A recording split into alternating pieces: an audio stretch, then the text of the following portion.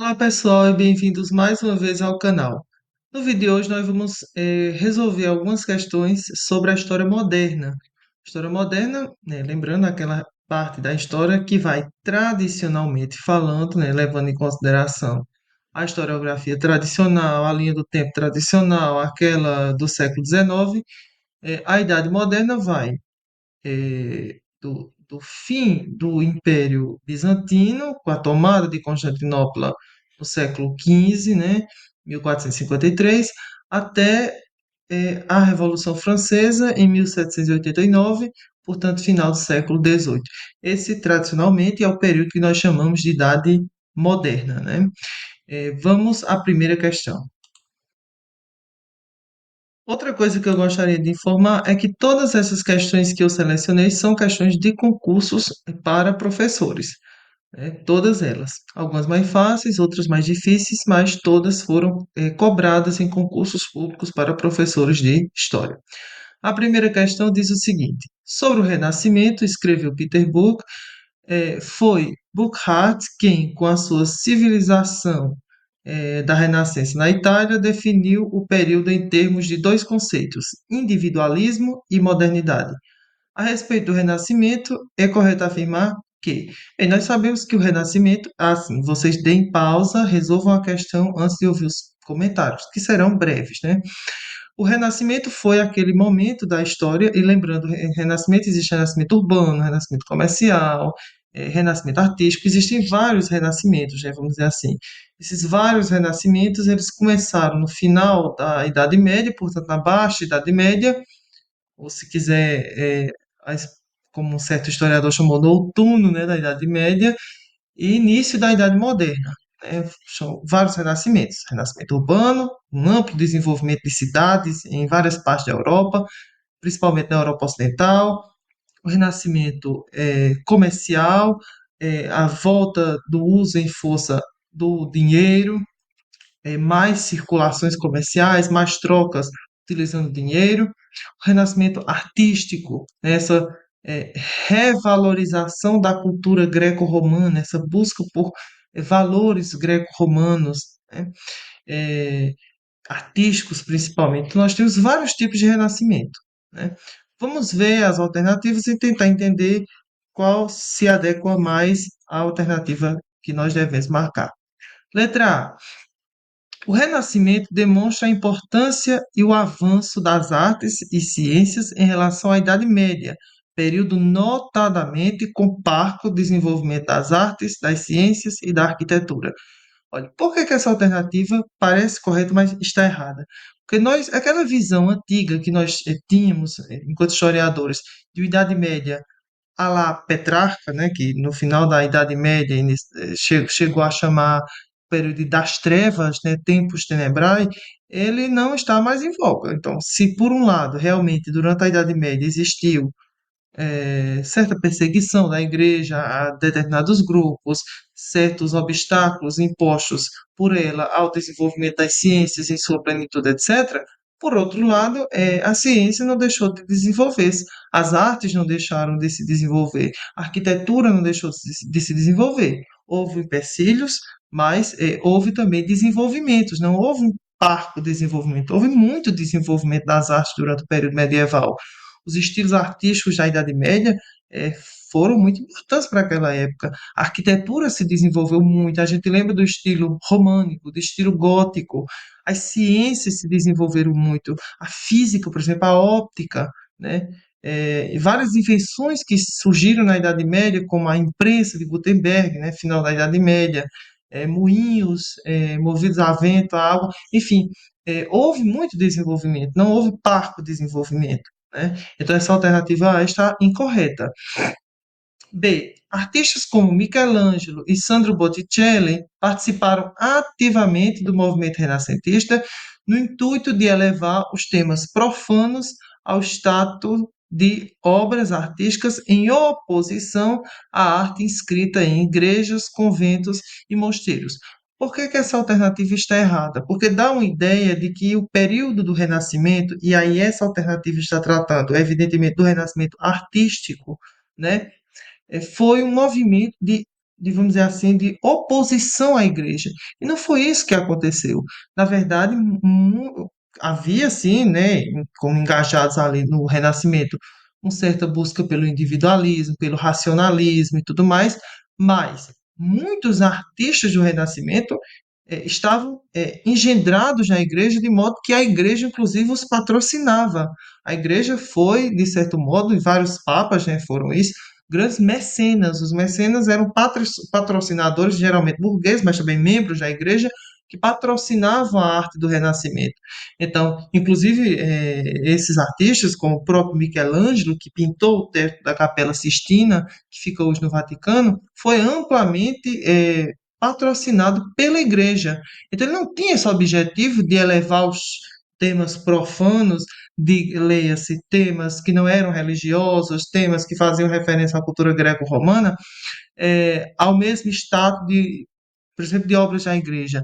Não, ele pintou, ele fez obras profanas, né, entre aspas, como por exemplo a escultura Davi de Michelangelo, mas ele também teve muitas obras ligadas à Igreja Católica, o próprio teto da Capela Sistina, aquela pintura, né, de uma imagem de Deus encostando no homem para dar uma ideia de que o ser humano é a mais perfeita criação do homem, está próximo, quer dizer, de Deus, está próximo de Deus e tudo mais, foi patrocinado pela igreja. Então a letra B não é correta. Letra C. O Renascimento congregou letrados e artistas das cidades italianas, aos quais pretendiam libertar o reino da tirania da Igreja Católica. Mais uma vez, a alternativa querendo colocar os artistas do Renascimento contra a Igreja Católica. Não foi isso que aconteceu. O movimento do Renascimento ele não é um movimento ateísta e nem sequer muito anticlerical, gente. Essa história de ateísmo, movimento anticlerical, é mais para o iluminismo do século XVIII, principalmente. Não confundir aqui com o Renascimento. Então, o Renascimento esteve, inclusive, durante muito tempo, alinhado com a Igreja Católica. Letra D. A historiografia aponta que ocorreram outros renascimentos na Idade Média, manifestadamente do século XII e outro um breve no século VIII. Essa é a alternativa correta. Eu mesmo já comentei com vocês que renascimentos foram vários. Então, no século VIII, nós tivemos, por exemplo, o renascimento carolíngio, durante o reinado de Carlos Magno, o Império Carolíngio. Muito desenvolvimento das artes, criação de escolas, tanto escolas para nobres, chamadas escolas palatinas, escolas para membros da igreja, chamadas escolas episcopais, muito desenvolvimento da literatura, tradução de textos clássicos para o latim. Então, nós tivemos uma gama de desenvolvimentos, vamos dizer assim, diversos que fizeram com que os historiadores chamassem esse período de renascimento, porque enfim, teria renascido as artes e tudo mais. No século, qual é o outro século? Século XII nós tivemos o renascimento comercial, lembrando, né, que tinha acontecido no século XI as cruzadas, as famosas cruzadas, desenvolvimento do comércio entre Oriente e Ocidente, o renascimento comercial, que depois gera o renascimento urbano, desenvolvem-se mais as cidades, e tudo mais. Então, houve sim vários renascimentos, não apenas o renascimento artístico, que é aquele que nós costumamos tratar mais, né? Então, a alternativa correta só pode ser a letra D. A letra E diz: o conceito de renascimento não possui mais utilidade na historiografia, pois diferentes autores contestam as mudanças da época. Veja, há quem chame, por exemplo, a época do Renascimento de primeira modernidade, mas o conceito de renascimento continua sendo usado amplamente na historiografia ainda, né? Nos livros didáticos, por exemplo, enfim. Então, essa alternativa não é correta, a alternativa correta é a letra D de dado. A questão 2 diz o seguinte: a partir da conquista de Ceuta, 1415, o reino lusitano, ou seja, Portugal, iniciou um processo expansionista que culminou na formação de um imenso império colonial. Assinala a alternativa que indica uma das conquistas portuguesas neste período.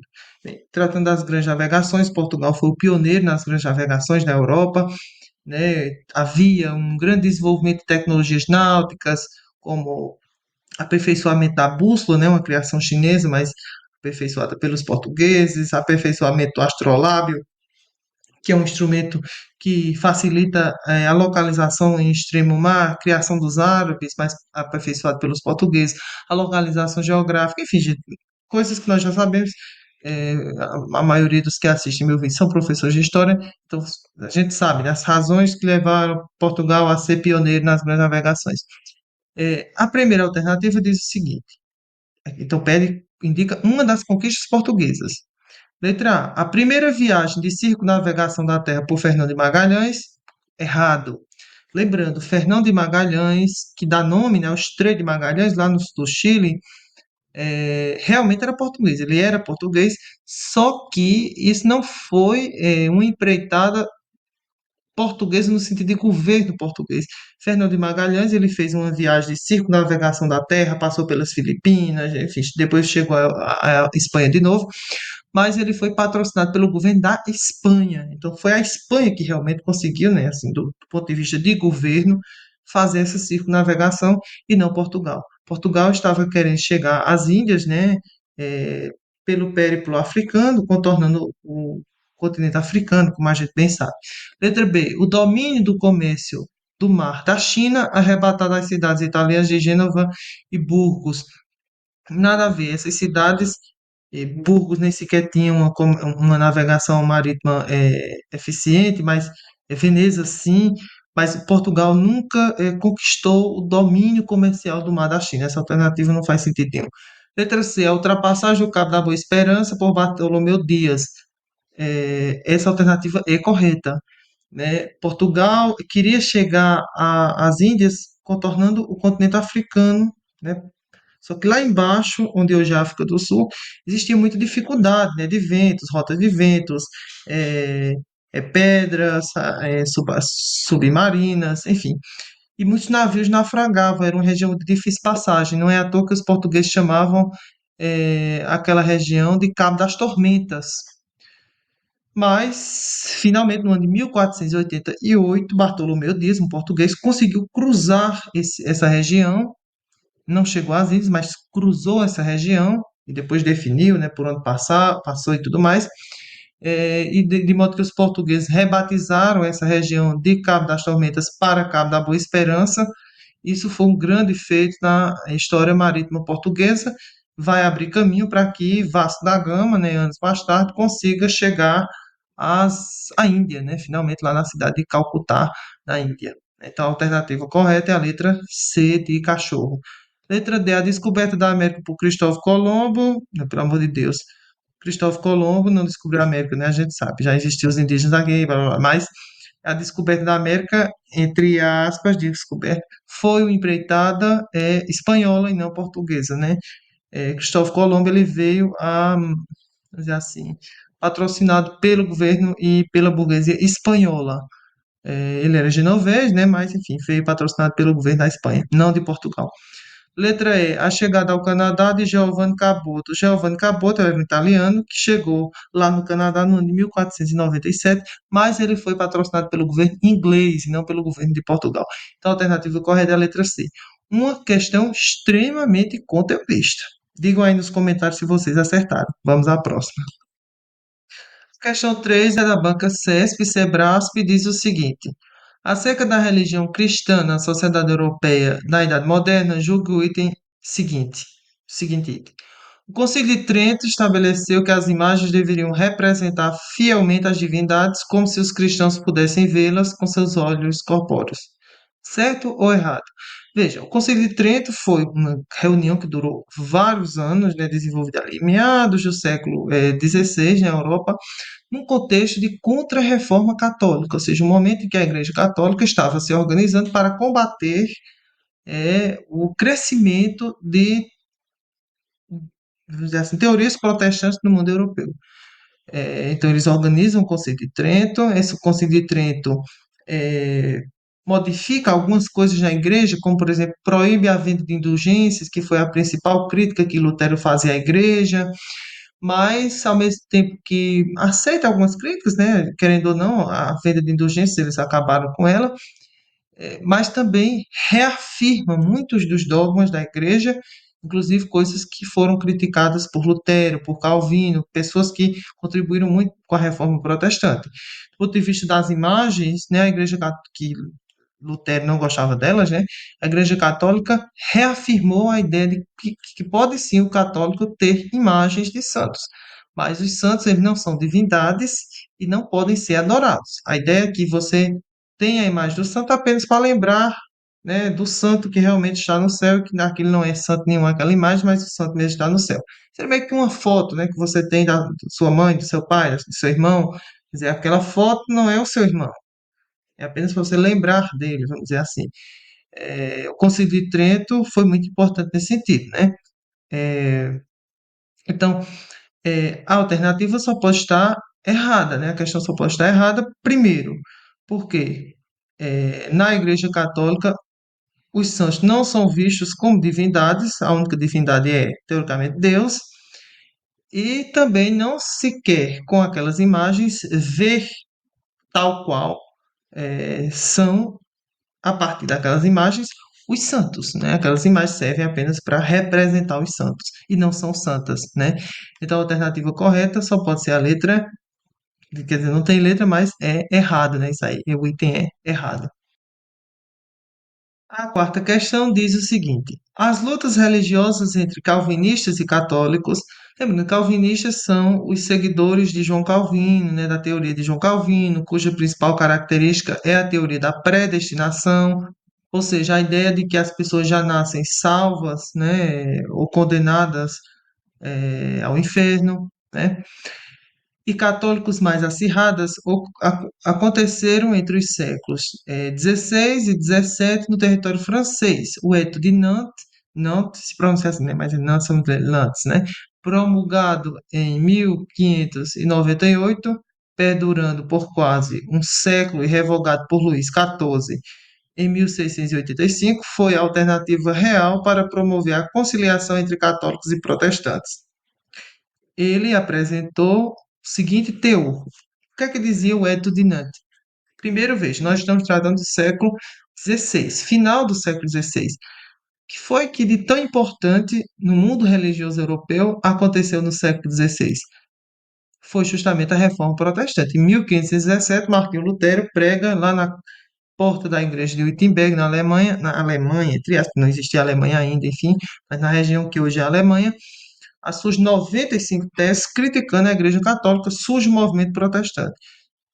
Surge o luteranismo, depois vem o movimento calvinista, né, com, muito forte na França. João Calvino ele era suíço, ali pertinho da França, se expande muito, né, defendendo que somente a fé salva, muita coisa parecida com o luteranismo, que a pessoa já nascia salva ou condenada por Deus, é a teoria da predestinação, né, a principal característica do calvinismo, etc, etc. Isso gerou muitos conflitos na França, porque a França era um país historicamente católico. Né? A expansão do protestantismo na França gerou muitas guerras de religião. A gente lembra, por exemplo, da noite de São Bartolomeu, né, em que muitos protestantes foram assassinados por católicos no meio das ruas, lá na França. Então isso era muito comum. O que foi que o rei Henrique IV fez lá no ano de 1598 para acabar com essas guerras de religião? Decretou o Edito de Nantes.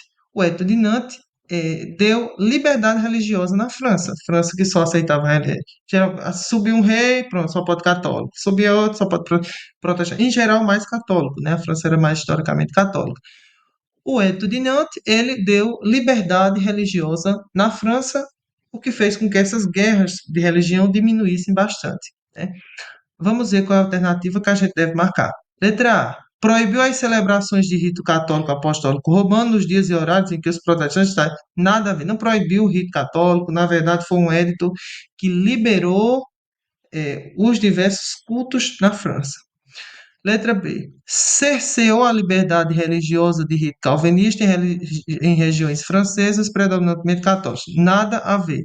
Não proibiu nenhuma nem outra. Deu liberdade religiosa a todas. C. Objetivou acabar com a intolerância religiosa, concedendo aos protestantes a liberdade de culto. Correto. Se antes a religião oficial era o catolicismo, e o protestantismo estava proibido e gerou muitas guerras, como na noite de São Bartolomeu, o Eto de Nantes deu liberdade religiosa ao grupo que não era majoritário, no caso os protestantes.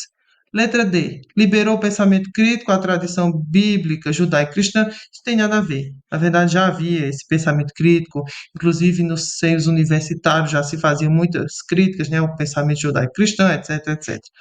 Mas a alternativa correta, então, só pode ser a letra C de cachorro. A questão 5 diz o seguinte: sobre a Revolução Puritana na Inglaterra, é correto afirmar que, veja, gente, no século XIX, no século XVII na França, houve duas grandes revoltas que nós chamamos de revoluções inglesas, né? Houve duas grandes revoluções que nós chamamos de revoluções inglesas. A primeira foi a chamada Revolução Puritana, né, de 1642, mais ou menos, até 1649. Essa Revolução Puritana foi um grande conflito, na verdade, uma guerra civil entre os membros do parlamento que não aceitavam o autoritarismo do rei, isso dito de maneira bem simplista, viu, gente? Não é uma aula sobre revoluções inglesas. E do outro lado, o rei que queria impor, né, a sua vontade, enfim, era um rei taxado de absolutista, Carlos I. Nesse vai e vem, o parlamento ganhou, comandado por Oliver Cromwell, né, um membro da gentry, né, uma pequena nobreza, muito aliada à burguesia, e eles assassinam o rei Carlos I e fundam uma república na Inglaterra, República de Cromwell. Depois a monarquia volta, o rei começa a ser taxado novamente de absolutista e tudo mais, e aí vem a chamada Revolução Gloriosa. A Revolução Gloriosa ocorre em 1688 e 88 e é quando o rei Jaime II, taxado de querer retomar com o absolutismo, ele renuncia em favor da sua filha Mary Stuart e do seu genro, né, Guilherme de Orange, e nasce na Inglaterra a chamada monarquia parlamentar constitucional. Guilherme de Orange e Mary Stuart assinam a chamada Bill of Rights, Declaração dos Direitos, que dizia basicamente na Inglaterra, a partir de agora, quem manda não é mais o rei, quem manda é o parlamento, o rei serve só de enfeite. Ou seja, as leis vão ser tomadas pelo parlamento, não mais pelo rei. É a primeira vez que nasce na Europa uma monarquia constitucional parlamentar. Então, não confunda a Revolução Puritana com a Revolução Gloriosa. A Revolução Puritana foi quando houve a Guerra Civil. Mataram o rei Carlos I, né? 1642, 1649. A Revolução Gloriosa não teve morte.